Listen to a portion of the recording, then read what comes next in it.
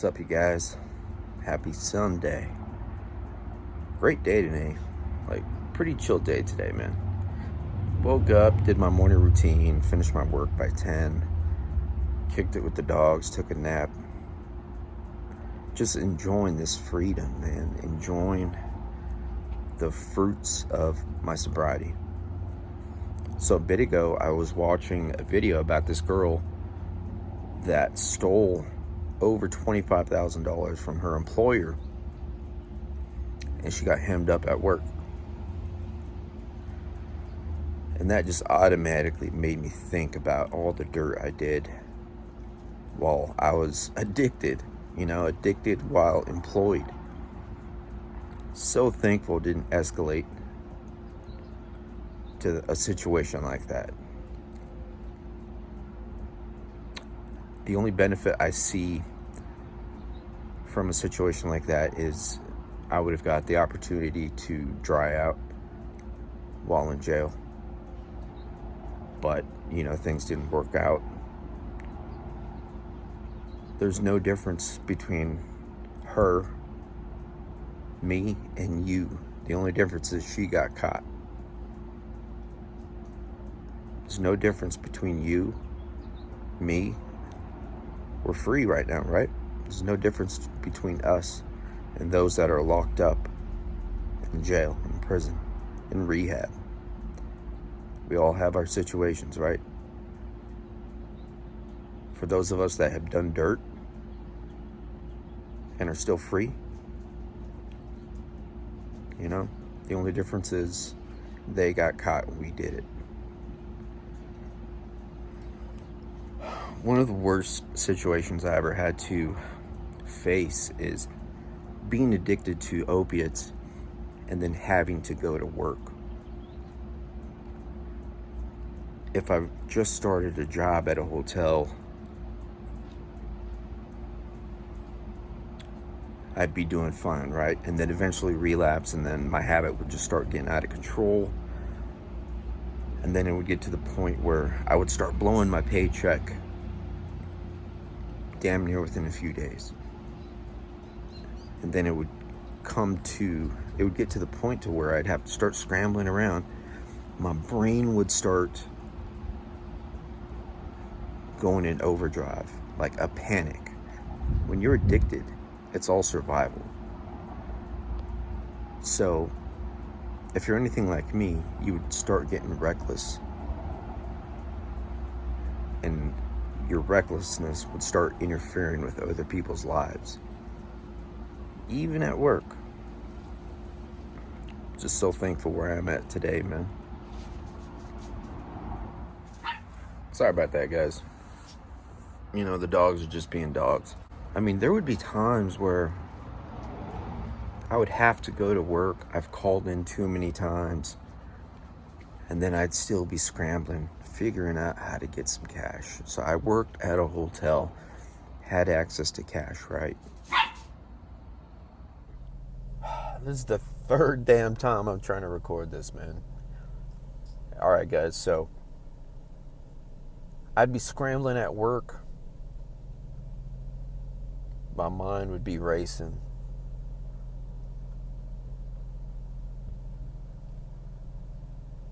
Hoping, man, just waiting for a guest to either check in or check out, preferably using cash. If they were using cash, the cash was going to be mine by the time I left.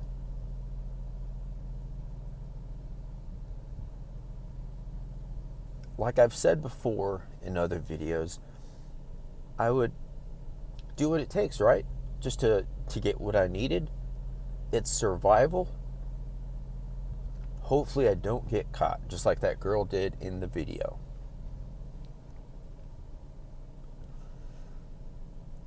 When the cops approached her, I immediately knew how she was feeling, what she was thinking about, and what she was hoping for. Even though that exact situation never happened to me, just knowing all the stuff I did with cash while at work. Just knowing all that dirt I did,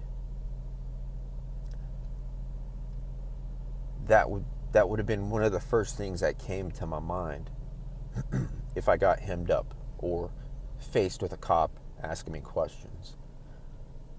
Like, are they talking to me about this? Are they here because of that? My mind would be racing, man. I'd be tripping out, trying to keep a cool, smooth demeanor, but inside I'm screaming. I knew exactly what she was going through, man. She stopped breathing. Like, her breathing became soft, but I'm pretty damn sure her heartbeat started accelerating, just out of fear, freaking out. And then you're faced with two options at that point. Either talk or just keep your mouth shut. Chances are, if you keep your mouth shut, they're immediately hemming you up just due to the evidence they have, if they have any. If someone ratted on you, that's all the evidence they need at that time, because it's considered a witness. That's all the evidence needed at that time for them to hem you up, take you in. And then you got to deal with the court process from there. And while you're in county, that is a whole nother situation, man. You are around people who are anxious, who are lonely, who are jealous. Yes, it's jealous, man. There's so many jealous people in there. If they see you getting store, if they see you on the phone every day, if they see you getting mail, a lot of jealousy in there. But that's a whole nother video, and I will be speaking on that.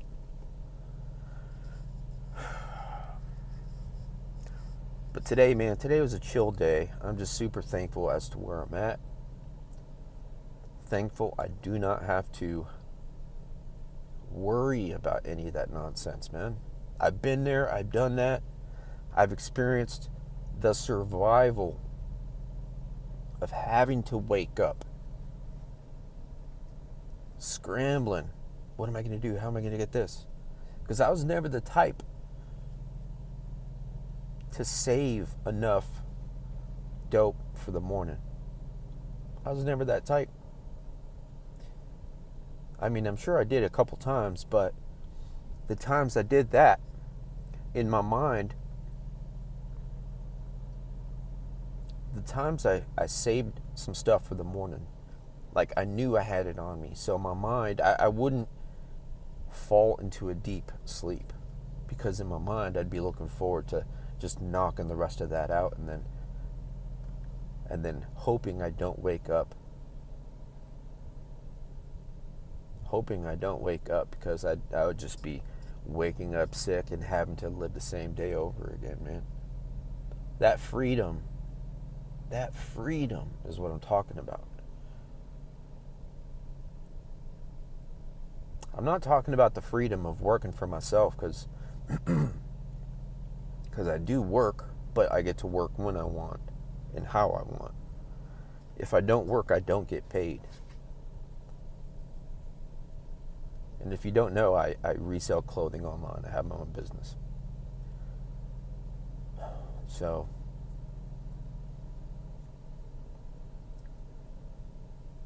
just that whole scramble, that mental scramble, that mental anguish, that fear is what drives you. That fear is correlated with survival. Doing all that dirt at work, it didn't feel good.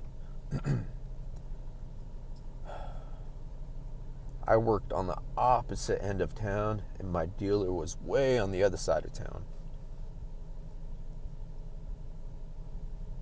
And on days I would luck out, get some cash, either through a tip, through a customer or guest, or by another mean. I would try and call my dealer and convince him to bring me some stuff.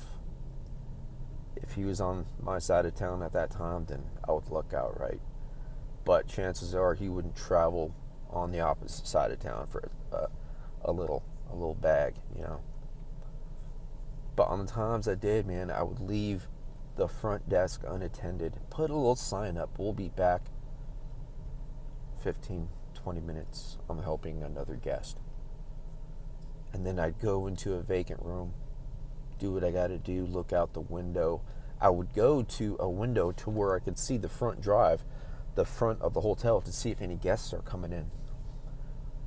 So I'd be on crackhead status, man, getting high right by the window, seeing if any guest would park, pull out their luggage, and come to the front desk. And they'd be waiting for me when I get back. And then when I come down the elevator or down the hall, let them know, hey man, I'm sorry I was helping another guest. That dang Wi-Fi troubles, right? TV troubles, right? Operator errors, right? Just initiating that small talk to take the heat off myself. Been there, man. Been there so many times. But I didn't have shame and guilt at that time. I would just have fear, fear. Knowing I would leave that job with a pocket full of cash. And then having to address it with my boss, I'm not going to go through the exact procedures I went to get cash because that doesn't matter. We all find a way.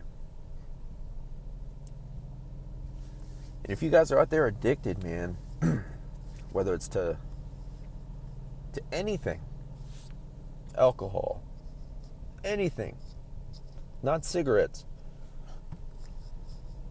but illegal things, man, you have a few options. And I'm talking about the type of addiction to where you need it every day, multiple times a day. Going to work loaded. You have some options. Not many. Go to work scramble, or go to detox, or just dry out at home, take some time off. I'm not here to put any legal advice out there, medical advice. This is nothing like that, man. But you do have options, and I hope you guys do make the right one eventually. But like I said, man, if you guys need someone to talk to, I'm always here, man. I'm always here. Hit me up on Instagram, RighteousMonkey, or email, RighteousMonkeyOfficial@gmail.com.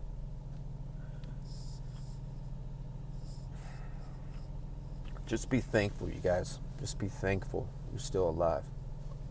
I know there might be times where you don't want to wake up the next morning, but it does get better.